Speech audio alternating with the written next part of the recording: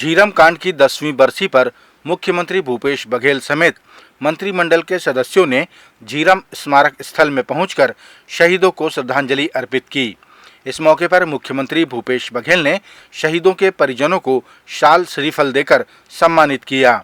मुख्यमंत्री ने कहा कि सरकार प्रयासरत है कि घटना के दोषियों को सजा दिलाए, लेकिन कुछ राजनीतिक अड़चनें सामने आ रही हैं, उनसे निपटेंगे।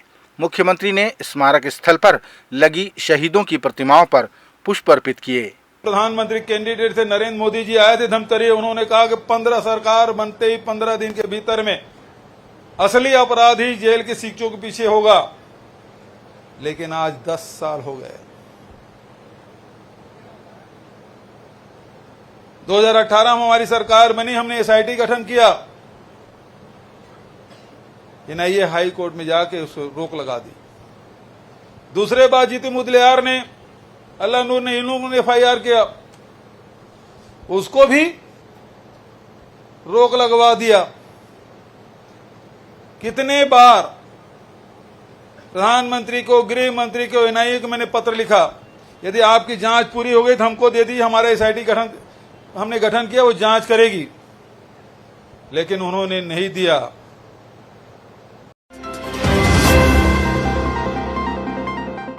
सोशल मीडिया फेसबुक पर कांग्रेस के राष्ट्रीय नेता राहुल गांधी के ऊपर अनर्गल टिप्पणी को लेकर रायपुर के ग्रामीण विधायक सत्यनारायण शर्मा और संसदीय सचिव विकास उपाध्याय ने पोस्ट करने वाले के खिलाफ कार्रवाई की मांग करते हुए थाने में रिपोर्ट दर्ज कराई।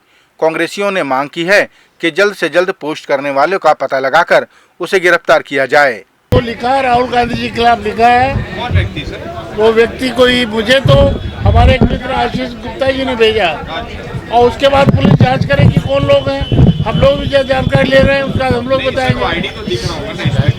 आईडी किसी को, हमारे मित्र को भेजा है, हमारे मित्र ने हमको भेजा है, और उनका स्टेटमेंट होगा, उसके बाद सब बातें होंगी। पुलिस तफ्तीश कर रही है। पुलिस तफ्तीश में किसको पकड़ती है, फैक्ट क्या है? देखिए, व्हाट्सएप को कोई रिकवर कर लेती है पुलिस, व्हाट्सएप डिलीट भी अगर हो जाएगा रिकवर कर लेगी। जो भी व्यक्ति हो उनके खिलाफ कड़ी कार्रवाई की हम लोग मांग करें। भानुप्रतापपुर का उपचुनाव जीतने के बाद विधायक सावित्री मंडावी पहली बार मां दंतेश्वरी के दरबार दंतेवाड़ा पहुंची। यहां उन्होंने माता के दर्शन किए और अपने क्षेत्र समेत प्रदेश की सुख समृद्धि की कामना की। बता दें कि स्वर्गीय मनोज मंडावी के निधन के बाद रिक्त हुई भानुप्रतापपुर की सीट में उपचुनाव के दौरान सावित्री मंडावी विजयी हुई थी। माता के आशीर्वाद से सब बढ़िया चुनाव मेरा हो गया, उपचुनाव। तो आशीर्वाद लेने आई थी, और पूरे मेरे प्रदेश के और मेरे जितने में क्षेत्रवासियों के लिए माता जी से विनती करने के हमारा क्षेत्र जो है, प्रदेश जो है खुशहाल रहे, यही माता से विनती करने आई हूँ। झीरम घाटी कांड की जांच को लेकर मुख्यमंत्री भूपेश बघेल ने एक बड़ा बयान दिया है। उन्होंने कहा कि भाजपा की मोदी सरकार रमन्ना और गणपति को क्यों बचाना चाह रही है, उनके नाम दर्ज किए जाने के बाद क्यों हटा दिए गए। उन्होंने कहा कि हमारे द्वारा गठित की गई 2 सदस्यीय जांच टीम को लेकर भाजपा के नेता धर्मलाल कौशिक स्टे ले आए। मुख्यमंत्री ने कहा कि झीरम की जांच को लेकर हमने जो सवाल उठाए हैं, भाजपा उसका जवाब दे। एनआईए की जांच शुरू हुई और उस समय जो एफआईआर किया गया उसमें व्यापक षड्यंत्र को ध्यान में रखते हुए उन्होंने रमन्ना और गणपति को उस एफआईआर में उसका नाम का उल्लेख था।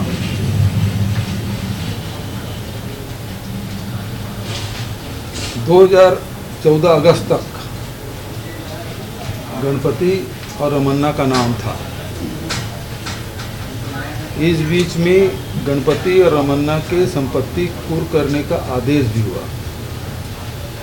हालांकि थोड़ी बहुत संपत्ति कुर्क की गई, बचत नहीं मिला करके छोड़ दिया गया।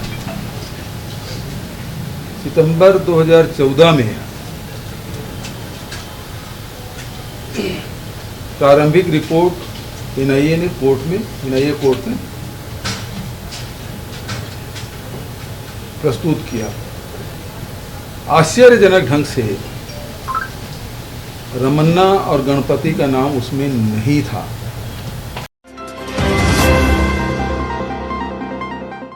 छत्तीसगढ़ भारतीय जनता पार्टी के पूर्व मंत्री ने आरोप लगाया कि झीरम घाटी में हुई शहादत को मुख्यमंत्री भूपेश बघेल राजनीतिक औजार बना रहे हैं।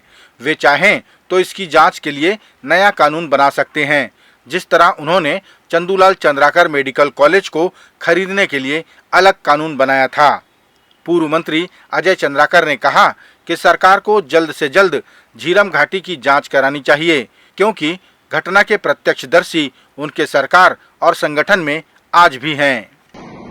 उनके मंत्रिमंडल के सहयोगी श्री कवासी लखमा जी प्रत्यक्षदर्शी, मलकीत सिंह जी गेंडू प्रत्यक्षदर्शी, मुख्यमंत्री जी किसी के न्यायालय जाने, किसी एजेंसी की जांच नहीं करने, सीबीआई से लेके न्यायिक आयोग से लेके एनआईए, एसआईटी, यदि परिणाम तक नहीं जा रहा है तो जब वो चंदूलाल चंद्राकर मेडिकल कॉलेज को खरीदने के लिए अलग कानून बना सकते हैं तो झीरम घाटी की जांच के लिए भी उनको अलग कानून बना लेना था, लेकिन उसको त्वरित न्याय दिलवाना था। मुझे दुख के साथ ये कहना पड़ रहा है कि श्री भूपेश बघेल जी ने इसको राजनीतिक विषय बना लिया है और अपने ही पार्टी के लोगों के परिवार का भावनात्मक शोषण कर रहे हैं। कांग्रेस के कार्यकर्ताओं को तथाकथित रूप से उत्साहित करने के लिए इसको एक राजनीतिक औजार बना लिया है। छत्तीसगढ़ के रतनपुर में रेप पीड़िता की मां को जेल भेजे जाने का मामला गर्माता जा रहा है। इस मामले को लेकर एसपी ने रतनपुर के टीआई को निलंबित भी कर दिया है, लेकिन रेप पीड़िता की मां अब तक जेल में बंद है। इधर राजधानी रायपुर में नीलकंठ सेवा समिति के पंडित नीलकंठ त्रिपाठी ने अपने प्रतिनिधि मंडल के साथ राजभवन पहुंचकर रतनपुर मामले की जांच और उचित कार्रवाई की मांग की है। मैं मीडिया के माध्यम से भी मैं शासन प्रशासन से निवेदन करूंगा कि आप जिस प्रकार से कार्रवाई करके लड़की की माता को आपने जेल में डाला है तो जांच करके उनको तुरंत रिहा किया जाए। रिहा करने के बाद जिसने झूठे आरोप में लड़की की माता को जेल में डलवाया है उनके ऊपर भी कड़ी कार्रवाई की जाए और आफ्ताब के ऊपर भी कड़ी कार्रवाई की हम मांग करते हैं। आज श्री नीलकंठ सेवा संस्था की पूरी टीम ने राज्यपाल को ज्ञापन दिया है और उनसे यही मांग की है कि जिस प्रकार से आफ्ताब और उसके परिवार वालों ने पीड़िता के ऊपर पे जो दबाव बनाए रहे और उनकी माता को झूठे आरोप में जेल में डाला है तो उनके ऊपर कड़ी से कड़ी कार्रवाई की जाए और उनकी माता को जल्द से जल्द रिहा किया जाए।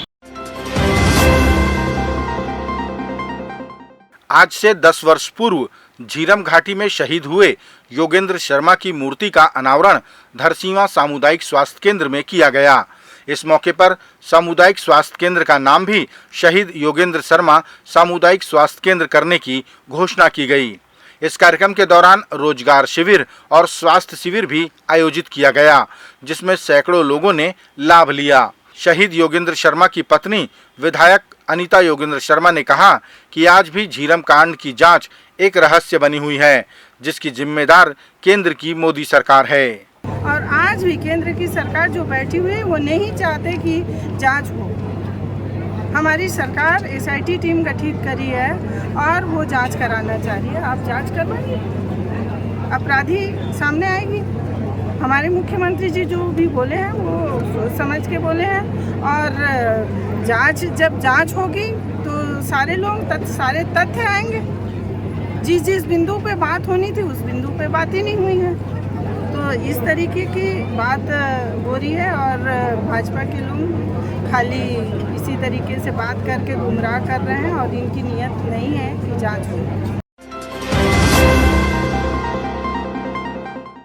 छत्तीसगढ़ भारतीय जनता पार्टी के प्रवक्ता संजय श्रीवास्तव ने नगर निगम रायपुर में हुए 27 करोड़ के यूनिपोल घोटाले को सामूहिक रूप से किया गया भ्रष्टाचार कहा।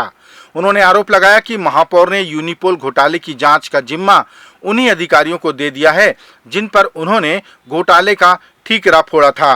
संजय ने कहा कि इस यूनिपोल घोटाले में महापौर से लेकर निगम के अधिकारियों और कर्मचारियों की मिलीभगत है। कि जिस यूनिपोल को स्वयं उन्होंने घोटाले को स्वीकार किया उसकी जांच समिति में वही अधिकारी जिन पर संदेह है, उन्हीं अधिकारियों को उसमें शामिल किया गया है। यह स्पष्ट रूप से प्रमाणित करता है कि यह मिला जुला मामला है। इस भ्रष्टाचार में और इस यूनिपल घोटाले में सब लोग कहीं न कहीं मिले हुए हैं। और तो और जो संदेह के घेरे में है, जो प्रथम दृष्टया सब चीजें सामने आ रही हैं, उन अधिकारियों के खिलाफ में कहीं भी FIR आज तक नहीं हुई है। मुझे लगता है इस पूरे मामले के अंदर में कांग्रेस के सारे नेता इसमें शामिल हैं और एक सामूहिक रूप से भ्रष्टाचार किस तरीके से किया जाता है, इसका शानदार उदाहरण रायपुर नगर निगम के इस यूनिपल घोटाले के अंदर में स्पष्ट रूप से दिखाई दे रहा है। छत्तीसगढ़ भारतीय जनता पार्टी के प्रदेश अध्यक्ष अरुण साव ने कहा कि छत्तीसगढ़ की जनता पिछले 4.25 सालों से घोटालों से त्रस्त हो चुकी है और वह जल्द से जल्द इस सरकार को उखाड़ फेंकना चाहती है। अरुण साव ने राज्य में शराब घोटाला, गौठान घोटाला, कोयला घोटाला, PSC घोटाला समेत कई घोटालों का जिक्र करते हुए कांग्रेस की सरकार को घोटालों की सरकार कहा। घोटाले दर घोटाले हो रहे, शराब घोटाला, उससे पहले कोयला घोटाला, फिर चावल घोटाला, जमीन के घोटालों के केस लगातार, रेत में घोटाला, सीमेंट में घोटाला, लोहे में घोटाला, गोबर में घोटाला, गौठान में घोटाला। आज छत्तीसगढ़ की जनता आक्रोशित है इन घोटालों से और इसलिए छत्तीसगढ़ की जनता जल्दी से जल्दी सरकार से छुटकारा चाहती, सरकार को उखाड़कर फेंकना चाहती है।